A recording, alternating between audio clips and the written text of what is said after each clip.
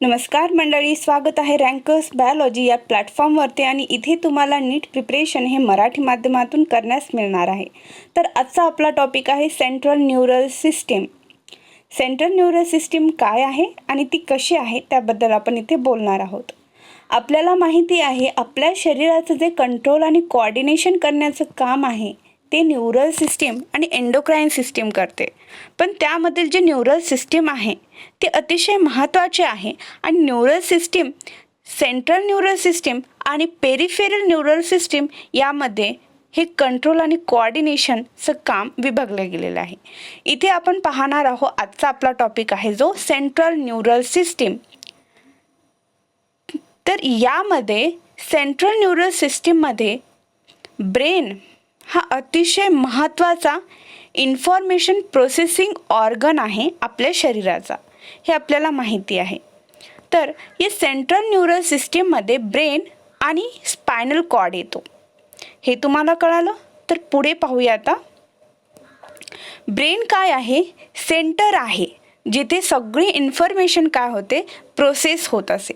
जसं कम्प्युटर असतो, कम्प्युटरचा जो CPU असतो त्यामध्ये सगळी इन्फॉर्मेशन प्रोसेस होत असते, तसाच हा ब्रेन आहे जिथे सगळी इन्फॉर्मेशन आपल्या बॉडीची प्रोसेस होत असते. आणि या सेंट्रल न्यूरल सिस्टीममध्ये ब्रेन आणि स्पायनल कॉर्ड येतो. तर या ब्रेनबद्दलची माहिती आपण इथे घेणार आहोत. It control the voluntary movement, balance of the body, functioning of vital involuntary organ. बरोबर आहे. तर ब्रेन काय करतं? आपल्या शरीरावरती कमांड करण्याचं काम करतं, त्यांना आदेश देण्याचं, त्यांना कंट्रोल करण्याचं काम कोण करतं? तर ब्रेन करतं. जर प्रॉपर फंक्शन नाही झाला, ब्रेननी जर प्रॉपर फंक्शन केलं नाही तर आपण म्हणतो ना, याचा ब्रेन बॅलन्स नाही आहे किंवा हा कसा आहे, वेडा आहे, मेंटल कंडिशन, मेंटली ॲबनॉर्मल आहे. हे कधी म्हणतो आपण? जेव्हा हे व्यवस्थित ही न्यूरल सिस्टीम जेव्हा काम करत नाही तेव्हा म्हणतो. ही न्यूरल सिस्टीम व्यवस्थित काम होत नाही म्हणून हे ब्रेन प्रॉपरली फंक्शन करत नाही. तसं जे काम आहे शरीरावरती कमांड करण्याचं, त्याला कंट्रोल करण्याचं, जे वॉलंटरी फंक्शन्स असतात. वॉलंटरी फंक्शन्स म्हणजे काय? जे फंक्शन आपल्या स्वइच्छेने होतात. म्हणजे मला पेन उचलायची आहे तर मी पेन उचलू शकते. मी माझ्या हाताला कमांड देईल की ही पेन उचल. मला लिहायचं असेल तर मी लिहू शकते. हे कोणते ॲक्ट आहेत?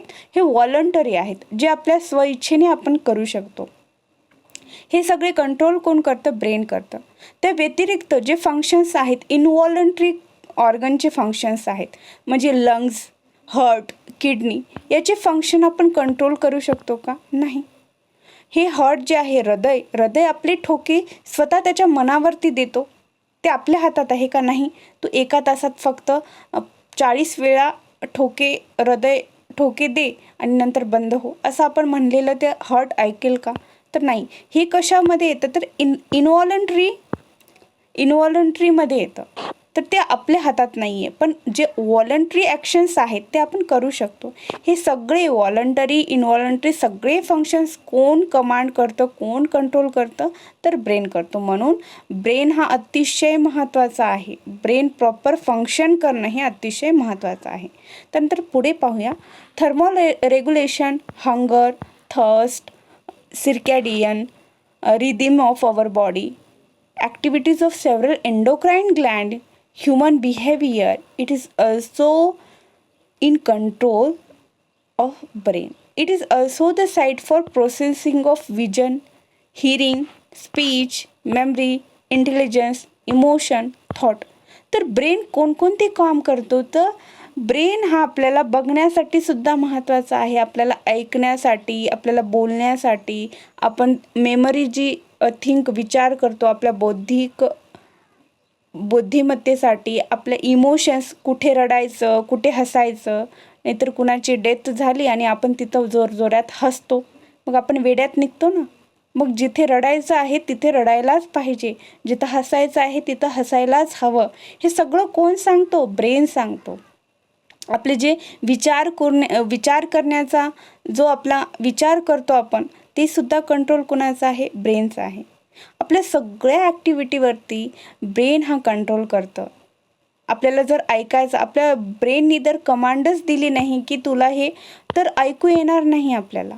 जर ब्रेननी कमांडच दिली नाही तर आपल्या या डोळ्यामध्ये इमेज तयार होणार नाही, म्हणजे आपल्याला दिसणार नाही. तर ब्रेन हा एवढा महत्त्वाचा आहे आणि तो एवढे फंक्शन करतो, म्हणूनच तो इम्पॉर्टंट सेंट्रल युनिट आहे आपल्या बॉडीचा. The human brain is well protected by the skull. आता हा ब्रेन एवढा महत्त्वाचा आहे आणि जेव्हा आपण पाहतो की हा ब्रेन स्कलमध्ये प्रोटेक्ट करून आहे. आता एवढा इम्पॉर्टंट असणारा ऑर्गन प्रोटेक्शन तर याला द्यायला हवं ना.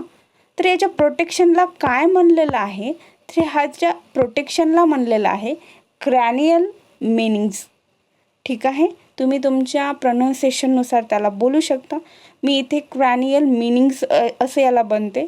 तर ब्रेन हा कवर्ड आहे, म्हणजे याला प्रोटेक्शन दिलेलं आहे, कवर आहे याला.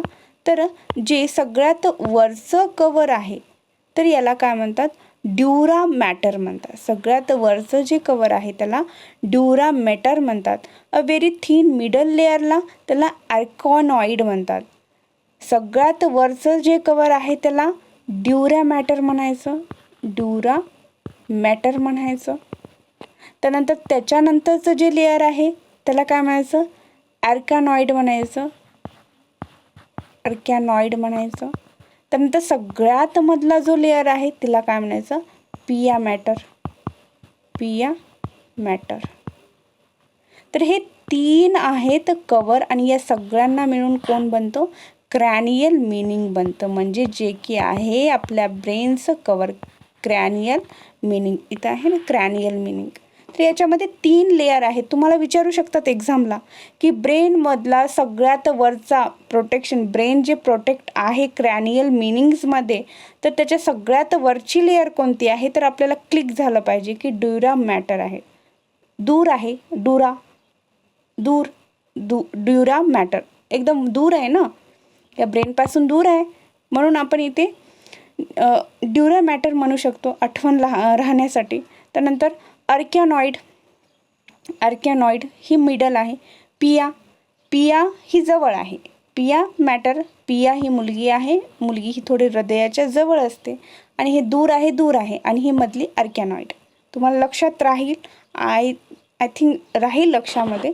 तर एवढं हे ब्रेनचा काय आहे? प्रोटेक्शनचं कवर आहे. या सगळ्यांना मिळून बनते क्रॅनियल मिनिंग. तुम्हाला हे क्वेश्चन विचारू शकतात की ब्रेनला जी प्रोटेक्शन करणारी कवर आहे त्याला काय म्हणतात? तर क्रॅनियल मिनिंग्स म्हणतात. लक्षात ठेवायचं. The brain is divided into 3 major part. मग आता हा ब्रेन एवढे फंक्शन करतो, मग हे ब्रेन फंक्शन करणारे वेगवेगळे पार्ट पण असतील. तर यामध्ये आहे फोर ब्रेन, मिड ब्रेन आणि हिंड ब्रेन. तर यामध्ये 3 ब्रेनचे पार्ट झालेले आहेत. त्यामध्ये फोर ब्रेन, मिड ब्रेन आणि हिंड ब्रेन. ठीक आहे, एवढं तुमच्या लक्षात आलेलं आहे का? मी तुम्हाला इथे ब्रेनची फिगरसुद्धा दाखवते आणि कोणत्या ब्रेनमध्ये काय येतं ते सुद्धा सांगते. एकदाच कन्फ्यूज होईल तुम्ही, त्यामुळे मी तुम्हाला इथे या फिगरमधून थोडं शो करते कसं आहे. ठीक आहे, तर या फिगरचा आपण अभ्यास करूया, या डायग्रामचा आपण इथे शॉर्टली पाहूया, म्हणजे तुम्हाला कन्फ्यूज होणार नाही. हे बघा, इथे आपण पाहिलेलं आहे की ब्रेनचे तीन पार्ट आहेत. त्यामध्ये आहे फोर ब्रेन. हा बघा फोर ब्रेन.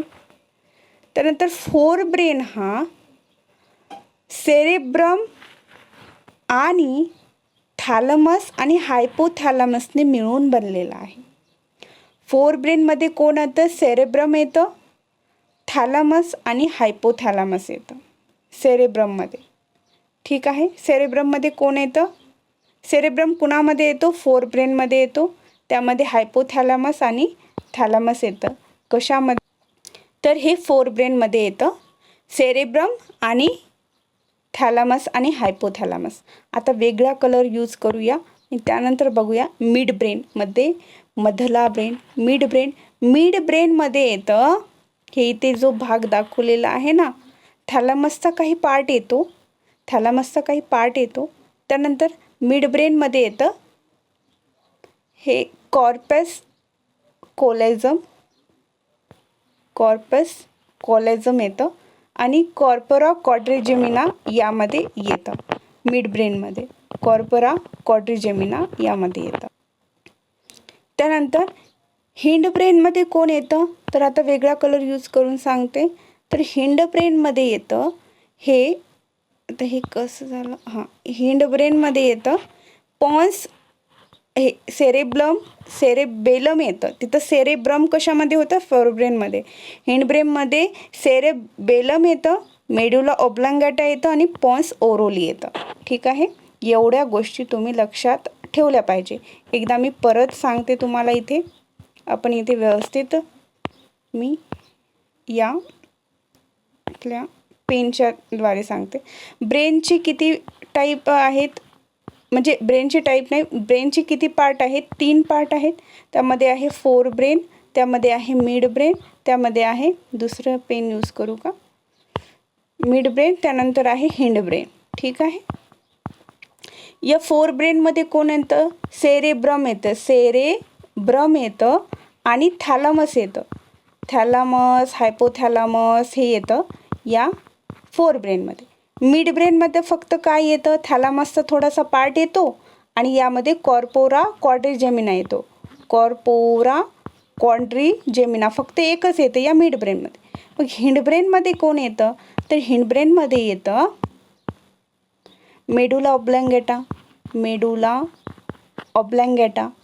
पॉन्स ओरोली, त्यानंतर सेरेबेलम. तुम्हाला विचारू शकतात की सेरेबेलम हा कोणत्या ब्रेनचा पार्ट आहे, तर तुम्हाला ऑप्शन देतील, फोर ब्रेन आहे का, मिड ब्रेन आहे का, हिंड ब्रेन आहे का, कोणताच नाही आहे. तर तुम्हाला आन्सर करायचं की सेरेबेलम हा हिंड ब्रेनचा पार्ट आहे. आणि ब्रेन हा कवर आहे कशाने, ब्रेनला एक टफ कवर आहे आणि टफ कवर असायलाच पाहिजे.